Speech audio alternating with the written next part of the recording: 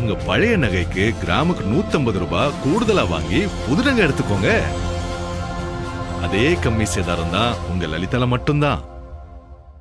Govindarajan sir, இப்போ இருக்கக்கூடிய சூழல் பார்க்கும்போது குதிரை பேரம் இல்லை யானை பேரமே நடக்குது அப்படின்னு சொல்கிறாங்க. ஒருவேளை இப்போ அவர் குறிப்பிட்டது போல், அசார் அவர் குறிப்பிட்டது போல், விசிக தலைவர் அண்மையில் கொடுத்திருந்த பேட்டியில் கூட சொன்னாங்க, நாங்கள் தான் தடுத்தோம், சிபிஎம்முடைய மாநில செயலாளர் இருந்தார், நாங்கள் தடுக்கலைன்னா 20 பேர் அதிமுகலேருந்து வந்திருப்பாங்கன்னு சொல்கிறார். அதாவது சோபாவின் மகன் சோபா மூலியமாக ஆட்சி பெற்றிருக்கிறார். சோபாவின் மகன் சோபா மூலியமாக ஆட்சி. அந்த சோபாவினுடைய மர்மம் என்னன்னே தெரியல, இன்னி வரைக்கும் தெரியல. எதிர்கட்சி தலைவர் கூட சொல்லியிருக்காரு சட்டமன்றத்திலேயே. அதுக்கு தான் அமைச்சர் அருண்ராஜ் ஒரு பதிவு போட்டிருந்தார், இது ஜனநாயக சோஃபா, எல்லாரையும் சேர்த்து அரவணைக்கக்கூடிய சோஃபா, நீங்கள் நினைக்கிற மாதிரி இல்லைன்னார். ஏங்க அந்த சோபா மர்மம் இது வரைக்கும் ஒன்றும் வெளியே வரல. இவங்க சொல்லிக்கிறாங்க ஜனநாயக சோபா அப்படி இப்படின்ட்டு, ஆனால் அதனுடைய உண்மையான அதனுடைய மர்மம் என்ன இது வரைக்கும் யாருக்குமே தெரியல, இந்த கடவுளுக்கு தான் தெரியும். அடுத்தது நீங்கள் அவர் அண்ணன் வைகோவை பற்றி சொல்லியிருந்தீங்க. அவர் நிலைமையை பார்த்தா பரிதாபமாக இருக்குது. ஒரு காலத்தில் டெல்லியில் பார்லிமெண்ட்டில் டைகர் அப்படின்ற ஒரு பெயர் பெற்று புகழுக்கு ஆளானவர், அன்று கலைஞரின் போர்வாள் என்று கூறக்கூடியவர், இன்னைக்கு விஜயின் அட்டக்கத்தியாக மாறி இருக்கிறார். கலைஞரின் போர்வாளாக இருந்து விஜயின் அட்டக்கத்தி. கட்சிக்கு இன்னும் மாறவே இல்லை, அவர் நிலைப்பாடு அறிவிக்கல, எதுவுமே சொல்ல முன்னாடி எப்படி இவ்வளவு விமர்சனம் நம்ம சொல்றோம்? ஏங்க அவருடைய நிலை, அதாவது இப்படிதான் ஒரு இதுலையும் அவருடைய அரசியல் நிலைப்பாட்டை நீங்க 1994 பாருங்க. நீங்க 94 அவரு திமுக விட்டு வெளியே வந்தார், மதிமுக ஆரம்பித்து அவரோட நிறைய மாவட்ட செயலாளர்கள் வந்தாங்க. என்ன அப்போ வந்திருக்கிறப்ப நான் இனிமேல் எனக்கு திமுக தான் அதாவது குடும்ப ஆட்சிக்கு எதிராக நான் ஆரம்பிக்கிறேன்னு சொல்லிட்டு வந்தார். அப்புறம் மீண்டும் என்ன பண்ணார், அதே குடும்ப ஆட்சி கூட போயிட்டு அவருடைய நிலைப்பாடை மாற்றிக்கொண்டு இப்போ சற்று முன்னே நீங்கள் சொன்னீங்க பார்த்தீங்களா, கலைஞர் எனக்கு சொல்லியிருக்கார் நான் ஸ்டாலின் உடனே பயணிப்பேன்னு. அதுபோல் அவருடைய நிலைப்பாடு மாற்றி, அவருக்கு தேவை ஒரு பதவி, ஒரு எம்பி பதவி. டெல்லியில் அவருக்கு ஒரு முக்கியத்துவம் வேணும். அந்த டைகர் அந்த பெயருக்கு டெல்லியில் ஒரு முக்கியத்துவம் வேணும். அதற்கு என்ன இது பண்ணோம்னாக்க, அவர் 98 to 99 அந்த ஏடிஎம்கே என்டிஏ கூட்டணி இருந்தப்போ அவருக்கு அப்போ லோக்சபா பதவி கொடுத்தாங்க, எம்பியாக இருந்தார். ஸோ அந்த பதவி வந்துருச்சு.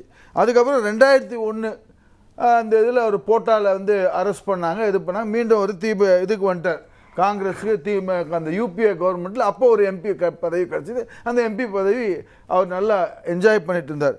மீண்டும் அப்புறம் 2006 ஏடிஎம்கேல வந்தார். இப்படி தான் அவருடைய இது மாறி 2011 தேர்தலை புறக்கணித்து விட்டார். ஸோ அப்புறம் திருப்பி இதே போல் அவருக்கு தேவை பார்த்தீங்கன்னா அவருக்கு ஒரு பதவி ஒரு எம்பி பதவி. இந்த முறை திமுகவில் அவருக்கு எம்பி பதவி கொடுப்பாருன்னு எதிர்பார்த்துட்டு இருந்தார். அவர் அந்த எம்பி பதவி அவருக்கு கொடுக்கல, அவரே தான் வேண்டாம்னு சொன்னார். அதெல்லாம் இல்லைங்க, அவருக்கு அந்த எம்பி பதவி, ராஜ்யசபா எம்பி பதவி அவருக்கு கொடுப்பான்னு ரொம்ப எதிர்பார்த்துட்டு இருந்தாங்க. அது கை மாறி தேமுதிகவுக்கு போயிடுச்சு. அதுலேருந்து அவருடைய அதிருப்தி வெளிப்பாடு வர ஆரம்பிச்சிச்சு. இன்றைக்கு அவர் சற்று முன்னர் சொன்ன மாதிரி, நம்ம அஜாருதீன் சொன்ன மாதிரி, அவர் ஏன் இப்போவே அவர் சொல்ல தயங்குறார், நாங்கள் கூட்டணியில் தான் இது பண்ணி அந்த இது ஏன் கட்சி முடிவு தானே சார் இறுதியாது? ஏங்க நான் இன்னொன்று ஒரு இது கேட்குறேன். இன்றைக்கு அவர் விஜய் அரசு இப்படிலாம் புகழ்ந்து இது பண்ணி, நான் என்ன கேட்குறேன், திரு எடப்பாடி பழனிசாமியோ திரு ஸ்டாலினோ அவர்கள் எடுக்கக்கூடிய முடிவு ஏகோபித்தமாக ஏற்றுக்கொள்ளப்படும் என்றாலும் அவங்க ஒரு முடிவு அறிவிக்கிறாங்களா? கட்சியில் கலந்து ஆலோசித்து பொதுக்குழு செயற்குழு வச்சு தானே அறிவிக்கிறாங்க. அந்த மாதிரி தான் இந்த கட்சியும். அதாவது அது ஒரு ஃபார்மாலிட்டி தான், ஆனால் ஆல்ரெடி முடிவு எடுத்துட்டாங்க. அது ஒரு சின்ன ஒரு ஃபார்மாலிட்டி தான். இன்னைக்கு இப்படி புகழறாருங்க அவர் ஆளுநருடைய உரையை பார்த்தோன்னா புகழறாங்க. இதை நான் எப்படி பார்க்குறேன், புகழாமல் எதிர்க்கணுமா? ஏங்க நான் எப்படி பார்க்குறேன்னா, 5 ஆண்டு காலம் திமுக ஆட்சியில் அந்த ஆளுநர் உரை இதப்ப திருநெல்வேலி அல்வா கொடுத்தாங்க. 5 ஆண்டு காலம் திமுக ஒரு திருநெல்வேலி அல்வா கொடுத்தாங்க. அதே மாதிரி இன்றைக்கு தவாக என்ன பண்ணியிருக்கிறாங்கனாக்க, ஆளுநர் உரையில் சுகர் ஃப்ரீ பாதாம் அல்வா கொடுத்துருக்குறாங்க. சுகர் ஃப்ரீ பாதாம் அல்வா கொடுத்துருக்குறாங்க ஆளுநர் உரையில். ரெண்டுத்துக்கும் வித்தியாசமே இல்லை. ஏன் இவ்வளோ வன்மம்? 40 நாள் கூட ஒரு ஆட்சி அமையல, அதுக்குள்ளே ஏன் இவ்வளோ வன்மமாக பேசுங்க? இதில் வன்மை உண்மையை அப்படியே சொல்கிறேங்கன்னா, நடந்த நிதர்சனத்தை சொல்கிறேன். ஆளுநர் உரையில் இன்னைக்கு என்ன அதில் வித்தியாசமாக இருந்துச்சு? இதில் விட்டுருந்தா கூட எழுதிருந்ததுன்னா ஆளுநர் அவர்கள் ஒருவேளை ஜோசப் விஜய் வாழ்க அப்படின்னு எழுதி வச்சிருந்தா கூட அதையும் படிச்சிருப்பார். துரைமுருகன் அதான் சொன்னார் முன்னாள். ஆமாம், அதுதான் துரைமுருகன் அதான் சொல்ல, ஜோசப் விஜய் வாழ்க அப்படின்னு எழுதி வச்சு அதை கூட படிப்பார் ஆளுநர். ஏன்னா அது மரபு என்னன்னா எழுதியிருக்கிறத படிக்கிறது தான். அப்படி இல்லையே, மேதக ஆளுநர் ஆர் என் ரவி இருந்தப்ப அப்படி படிக்கலையா? ஏங்க அவர் அதான் இன்னொரு ஒரு கேள்வி கேட்குறேன். அவர் இல்லாது அவர் வந்து ஒரு தனிப்பட்ட ஒரு இதில் சிறப்பம்சமாக இருந்து செயல்பட்டார் ஆர் என் ரவி. அவர் ஒரு தனித்துவமான ஒரு கவர்னராக இருந்தார். இன்றைக்கும் அவர் பேசிகிட்டு இருக்கோன்னா அது போல் செயல்பாடுகள்னால தான் இன்றைக்கும் அவரை பற்றி நம்ம பேசிகிட்டு இருக்கோம். ஏங்க இவர் வைகோ அவர் இருக்காருங்களே, அவர் கேட்க வேண்டிய முதல் கேள்வி, ஒரு நிரந்தர ஆளுநர் இல்லைங்க தமிழ்நாட்டுக்கு.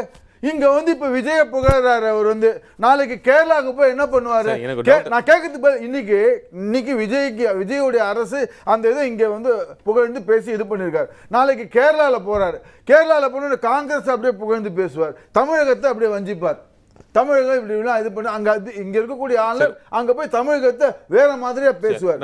ஒரு நிரந்தர ஆளுநர் கேட்கறதுக்கு என்னங்க ஒரு கேள்வி சார், ஒரு கேள்வி. இப்ப எழுதி கொடுத்துருக்க உரையே இருக்கக்கூடியது அப்படியே படிச்சதுனால உங்களுக்கு பிரச்சனையா, இல்ல 40 நாள் கூட ஆகல அவங்க வந்து இப்படி படிக்கிறாங்களேங்கிறது பிரச்சனையா? ஏங்க அந்த அதாவது ஆளுநர் உரைன்றது அரசினுடைய திட்டங்கள் என்ன இருக்குன்றது தான் நம்மளுடைய இது. திட்டங்கள் எதுவுமே இல்லைன்றதான். அதில் இன்னைக்கு ஆளுநர் இது சொல்றாங்க, முல்லை பெரியார் அணையை பத்தி பேசியிருக்கிறாரு. ஏன் மேகதாதுவை பத்தி பேசவே இல்லை? மேகதா பத்தி சொல்லிருக்காரு சார். இல்லங்க அவ்வளவா அதை பத்தி முக்கியமா மேகதா பத்தி சொல்லிருக்க கட்ட விட மாட்டோம்னு சொல்லியிருக்காரு சார். கட்ட விட மாட்டேன்னு சொல்லியிருக்காரு. அதை வந்து அது துள்ளத்திலையும் அதுக்குண்டான இதுவே இது பண்ணலைங்க. அது வந்து இது போல உங்களுடைய திட்டங்கள் பார்த்தீங்கன்னா எல்லாமே பார்த்தீங்கன்னா திமுகவுடைய இதாக தான் இருந்துட்டு இருக்கே ஒழிய அவர் அப்படியே புகழ்ந்து பேசுறார். வானலாவி புகழ்ந்து ஆளுநர் மேதக ஆளுநர் அவர்கள் விஜய் ரசிகர் மன்ற தலைவர் போல ஒரு ரசிகராக பேசி புகழ்ந்துட்டு ஒரு கான்ஸ்டிடியூஷனல் அத்தாரிட்டி. நீங்க மேதக ஆளுநர் அவர்கள் கவனத்தில் வச்சுட்டு பேசணும்னு நான் கேட்டுக்கிறேன். ஏங்க அவர் புகழ்ந்திருக்காருங்க. இன்னைக்கு எனக்கு விஜய் மீது நான் அவ்வளோ வானலாவே பிரியம் இருக்கிறது, அவர் திறம்பட ஆட்சி செய்வார் அப்படின்னு ஒரு நம்பிக்கை அது பேர் அவர் வந்து புகழ்ந்து பேசியிருக்காரு.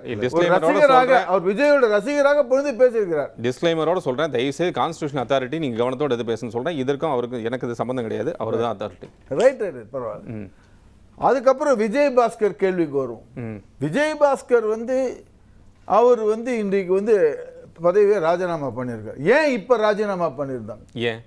ஏன் ஏன்னா மன்னிப்பு கூட அவர் மீது அந்த தகுதி இழப்பு வராது. ஏன்னா மன்னிப்பு கடிதம் கொடுத்து அதுக்கு உண்டான இதை பண்ண மாட்டாங்க. அப்பவே பண்ணிக்க வேண்டியதான் 4 பேரோட சேர்த்து தகுதி அது ராஜினாமா இப்போ வரும். தகுதி இழப்பு இப்பவும் வரும் கண்டிப்பாக. இன்பதுரை அவர்கள் அந்த 4 பேர் மேல கேஸ் இது பண்ணியிருக்காரு, உயர் நீதிமன்றத்தில் வழக்கு தொடுத்திருக்காரு.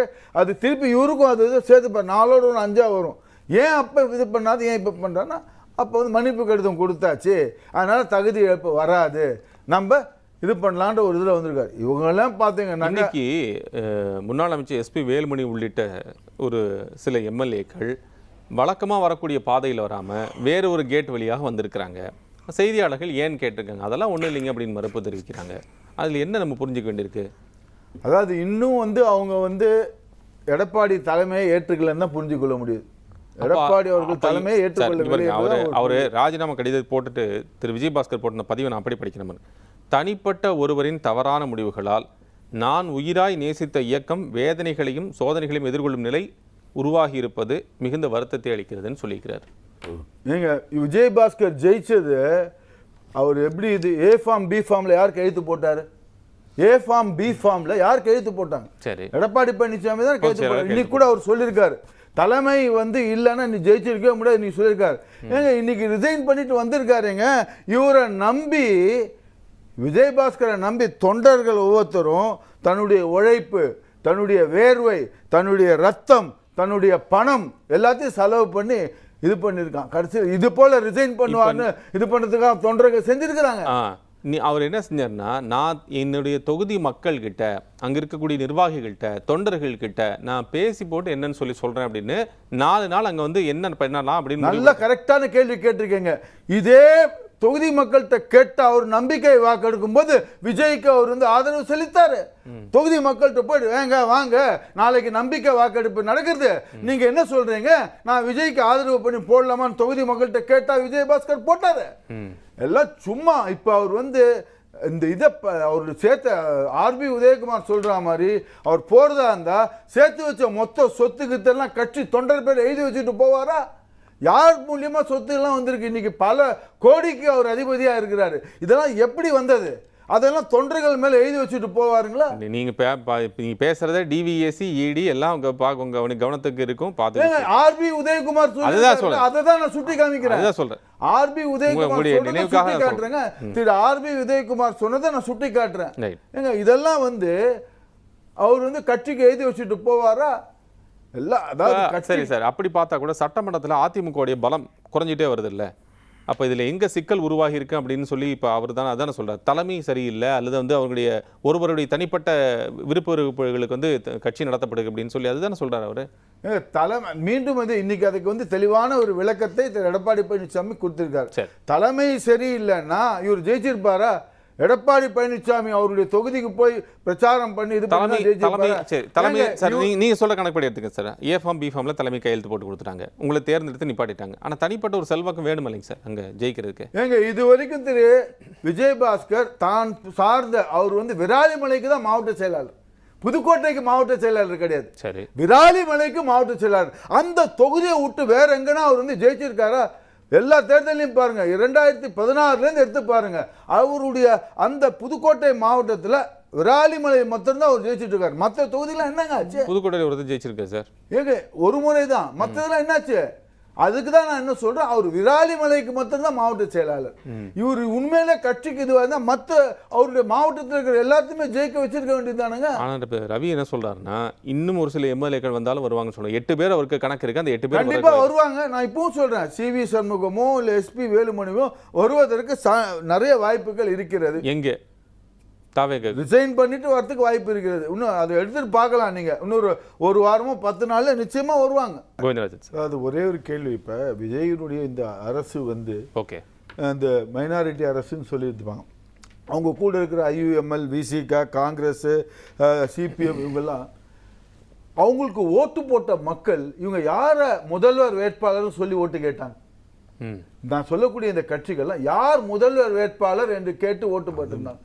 ஸ்டாலின் முதல்வர் வேட்பாளர், திமுக கூட்டணி ஸ்டாலின் முதல்வர் வேட்பாளர் சொல்லித்தான் இவங்களுக்குலாம் ஓட்டு போட்டிருந்தாங்க மக்கள். அப்படி இருக்கக்கூடியவங்க இப்ப விஜய் அவங்களுடைய இதை எடுத்து பண்ணிட்டு இருந்து அது எப்படி எவ்வளவு நாளைக்கு தாக்கு பிடிக்கும்? மக்கள் இதெல்லாம் பார்த்து கேள்வி கேட்க ஆரம்பிச்சிட்டாங்க. உங்க பழைய நகைக்கு கிராமுக்கு 150 ரூபாய் கூடுதலா வாங்கி புது நகை எடுத்துக்கோங்க. அதே கம்மி சேதாரம் தான் உங்க லலிதால மட்டும்தான்.